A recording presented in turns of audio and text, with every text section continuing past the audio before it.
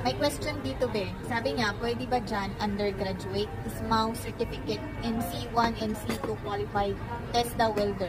Experience niya 3 years as a welder, fabricator, full welder. Pwede naman yan, basta meron ka lang, hindi, undergraduate siya ng high school or ano, or college. Ayan, linawin mo yan, Lodi. Kung ikaw undergraduate ng college, so ibig sabihin, nakapag-high school ka.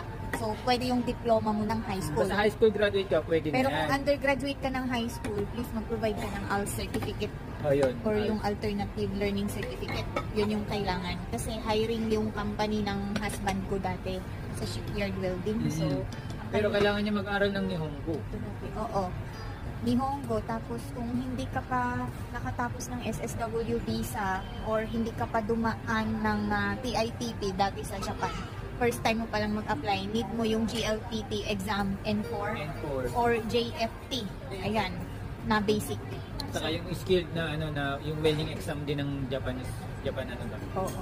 Kasi nangangailangan kami ngayon ng welder, scaffolder, painters para sa shipbuilding. Bound ito sa Hiroshima, Japan. Isa lang employer. Iisang employer, iisang company, the same ng company niya. Yung company ko Before, yes. Ang offer is 1,200 yen per hour. So, ayan. So, sa mga interested dyan, mag-PM lang kayo sa TikTok namin. Okay, ayan. Thank you.